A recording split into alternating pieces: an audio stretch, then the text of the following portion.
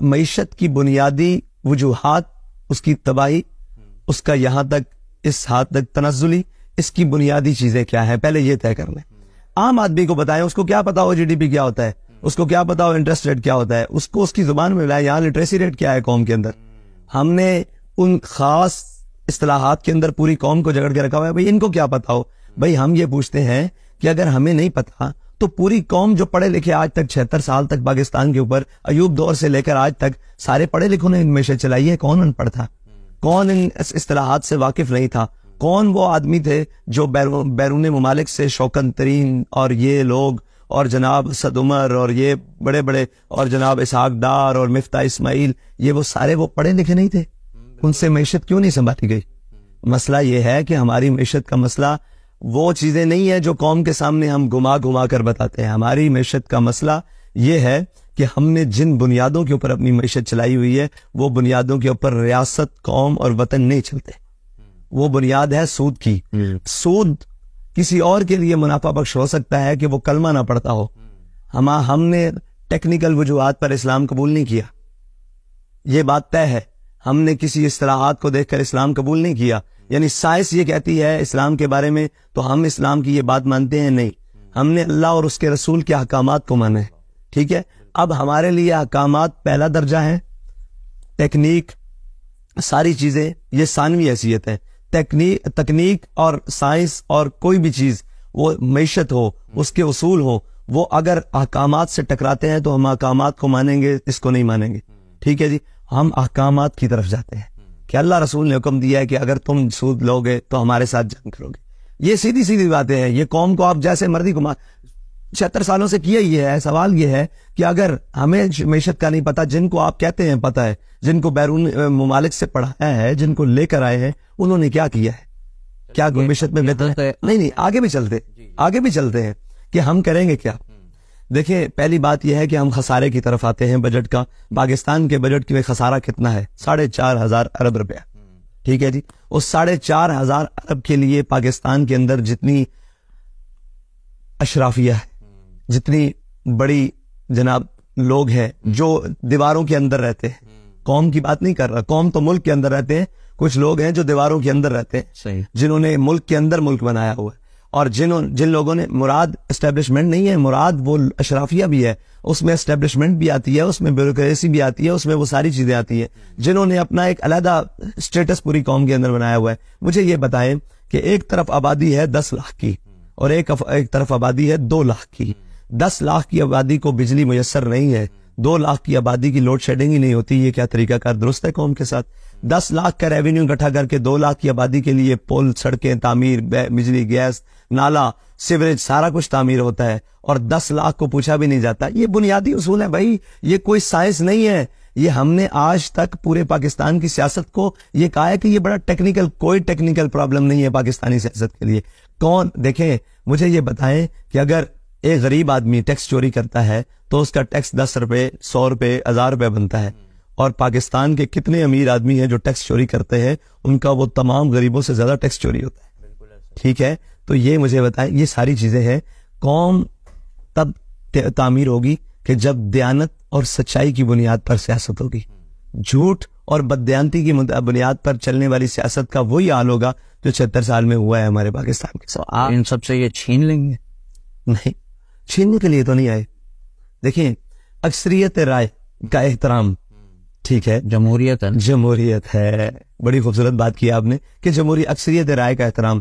اگر اکثریت رائے یہ سمجھتی ہے کہ یہ لوگ درست ہے تو ہم اس وقت تک ان کا احترام کریں گے کہ اکثریت ان کے ساتھ ہے.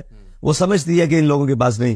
اگر اکثریت ہمارے ساتھ ہو گئی تو پھر ہم چھینیں گے نہیں، پھر ہم وہ اصول وضع کر کے بتائیں گے کہ آپ نے یہاں غلط کیا. مجھے یہ بتائیں کہ آپ یہ سمجھتے ہیں کہ پاکستان کے اندر تنخواہوں کے حساب سے لیا جائے، مراد کا ایک حساب سے لیا جائے، ایک غریب کا بچہ ہے جو سالانہ 700 روپے روزانہ کی بنیاد کو آپشنل وہاں پہ جس کو کرنا ہے وہاں پہ عالم دین بھی بنے.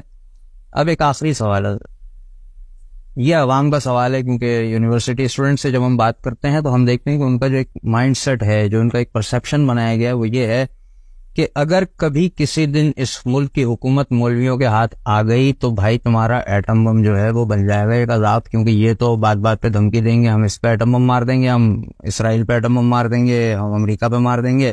اور ایسا نعرہ ظاہر ہے کہ ڈپلومیٹک ورلڈ میں تو یوں کر کے اگر ناک کھجا دیں آپ تو ایک اشارہ ہوتا ہے، صحیح ہے. تو ایسا بیان اگر چلا جائے گا تو وہ تو پھر کام ہو جائے گا کہ دوسروں کو آپ دعوت دے رہے ہیں کہ آؤ یار ہمارا بیڑا غرق کر دو. میں ایک اس سے ہٹ کر ایک بات کرتا ہوں، پھر اس سوال پر آپ کرتا ہوں. اسرائیل کے وزیر نے دھمکی دی کہ ہم غزہ پر ایٹم بم مار دیں گے، کسی نے کیا ان کا بگاڑا ہے؟ 57 اسلامی، جیسے میں خاموش ہو گیا ہوں، 57 اسلامی ممالک، کسی ایک نے بھی بیان دیا ہے.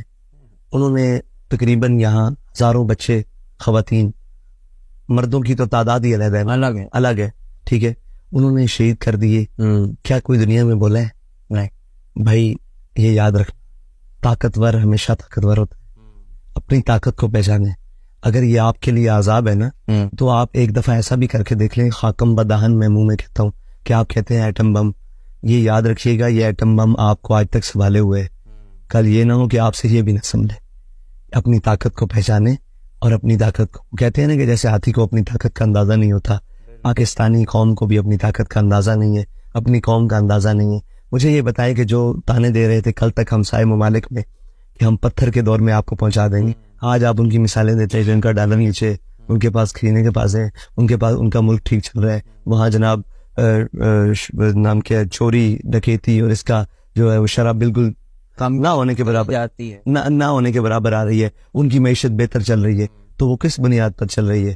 لیٹ جانے کی بنیاد پر، لوگوں کے آگے سرنڈر کرنے کی بنیاد پر، یا اپنے موقع پر ڈٹ کر کھڑے رہنے کی بنیاد پر؟ ٹھیک ہے. اچھا، اگر آپ یہ کہتے ہیں کہ ڈپلومیٹک دنیا میں یہ ہوتا ہے تو یہ یاد رکھیں کہ ڈپلومیٹک دنیا میں طاقت کی بات مانی جاتی ہے. دنیا میں آپ جتنے مرضی معاملات چلا لیں، ویٹو والے ویٹو ہیں، 5 ویٹو ہیں، وہ ویٹو ہیں. آپ جب تک اپنی طاقت نہیں لائیں گے، لوگوں کو یہ نہیں بتائیں گے کہ ہم طاقتور ہیں اور ہم اپنا حق چھین کر بھی لیں گے، اس وقت تک آپ کی بات کوئی سننے کے لیے تیار نہیں. اب تو پتہ نہیں یہ ہے یا نہیں، اب تو ایران آپ کی بات نہیں سنتا.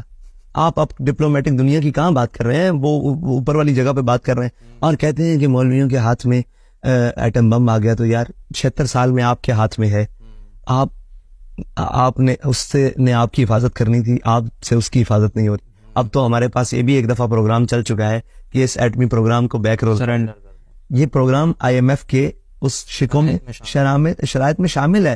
وہ وضع کریں نہ کریں، اور IMF کے ساتھ جو ابھی 10 سے 12 شکوں جو ابھی پبلک نہیں ہوئی، وہ جس دن ہو گئی اللہ خیر کر دے گا اس ملک. تو بہتر ہے، ٹھیک ہے. ہم تو مرنے، دیکھیں ہم تو وہ لوگ نہیں ہیں. اس دینی طبقہ، علماء طبقہ، مولوی طبقہ، اس پاکستان کا وہ دینی اور جناب طبقہ، وہ اس پاکستان سے بھاگا نہیں ہے. ہم پہلے بھی نہیں بھاگے. انگریز آیا تھا، یہ سب بھاگ گئے تھے، باخدا بھاگ گئے تھے. انہوں نے یا تو اس سے ساز باز کر لی یا بھاگ گئے تھے. ٹھیک ہے، ہم اس وقت بھی انگریز کے سامنے کھڑے رہے، 1857 کی جیلیں کاٹی، کالا پانی کی جیلیں کاٹی، سر چوکوں میں لٹکوائے. ہم آج بھی کھڑے رہیں گے. سوال یہ اتنا ہے کہ جن پر سختی آتی ہے وہ کبھی سعودیہ، کبھی لندن بھاگ جاتے ہیں، کبھی دبئی. ان کے لیے رستے ہیں. ٹھیک ہے، آپ کہتے ہیں ہم ایٹم بم جناب آپ کے لیے، تو مجھے یہ بتائیں کہ ایٹم بم آپ نے کس مقصد کے لیے رکھا؟ اپنی حفاظت. دنیا ڈرے ہم سے. ہاں، تو جب ہم یہ بات کرتے ہیں تو آپ کہتے ہیں مولوی مار دیں گے. یعنی جو کام ہم کریں وہ ٹھیک ہے، جو ہم مولوی نہیں، یہ کہنے کا مطلب. آپ دنیا کو کہتے ہیں کہ ہم ایٹمی پاور ہیں، اگر مولوی کہے کہ ہم نیوکلیر پاور ہیں تو دہشت گرد قرار پائیں گے نا. انہیں تو ماڈریٹ مسلمز پسند ہیں. اصل میں مسئلہ یہ نہیں، اصل میں مسئلہ یہ ہے ان کو کوئی بھی مسلمان پسند نہیں ہے. انہوں نے طبقہ کر کے ایک سٹیپ بائی سٹیپ ہر ایک کو ختم کرنا ہے. ٹھیک ہے جی. آج وہ لوگ جو ان کی بولی بول رہے ہیں، کل وہ لوگ ہمیں جو غلط کہہ رہے ہیں. یہ یاد رکھیں کہ جب اسپین میں آئے نا سارے، تو اسپین کے اندر وہ سارے دینی طبقے بھاگ گئے تھے اور اسپین میں اسلام اور اس کا وجود باقی نہیں رہا. آج جب بر صغیر میں مشکل وقت آیا تھا تو یہاں سے بھاگا کوئی نہیں. آج بھی جو کچھ بقا ہے نا، جو کچھ بات ہے، کہتے ہیں کہ ہم نے امریکہ کو ایبسولوٹلی نوٹ کہنا ہے تو تب ہماری بات بنی ہے. یہ اب قوم کا ذریعہ ہے نا، تو وہ سب سے بہتر کون کہہ سکتا ہے؟ امریکہ کس سے ڈرتا ہے یہاں سے؟ ایٹم بم سے نہیں ڈرتا. نہیں وہ یہاں ڈرتا مولوی سے. سیدھی سی ایک بات ہے کہ اس کا ڈر ہے دینی طبقہ. ہمارے پاس رینڈ کارپوریشن کی رپورٹس موجود ہیں جس کو ہم پڑھتے ہیں دیکھتے ہیں کہ انہوں نے کب کس زمانے میں پلان شروع کیے تھے کہ بھائی آپ کو لوگوں کے دین کو انفرادی حد تک رکھ دینا ہے کہ آپ نماز روزہ کرو, آپ ہمارے لیے اچھے ہو. آپ نیو یارک کے اسٹیشن پہ نماز پڑھیں گے نا, ایک سپاہی آ کے کھڑا ہو جائے گا کہ اس کو نماز پوری کرنے دو. اسے پرابلم نہیں ہے, اس کو پرابلم ہے نظام سے. آپ نے ہمارے نظام کو قبول کرنا ہے, ہم آپ کے مذہب کو قبول کریں گے. آپ دین کی بات کرو گے تو آپ ہمارے دشمن ہو. بالکل ٹھیک ہے, تو ہم دین کی بات کرتے ہیں اور ہم یہ سمجھتے ہیں کہ اقبال نے کہا جدا ہو دین سیاست سے تو رہ جاتی ہے چنگیزی. سیاست سے دین جدا ہو جائے تو چنگیزی رہ جاتی ہے, اور اگر دین سے سیاست جدا ہو جائے تو وہ رہبانیت رہ جاتی ہے. ٹھیک ہے, یہ لازم اور ملزوم ہے. بے حد شکریہ. اللہ کرے کہ آپ کی باتیں لوگوں تک پہنچیں اور ان کی سمجھ میں آئیں.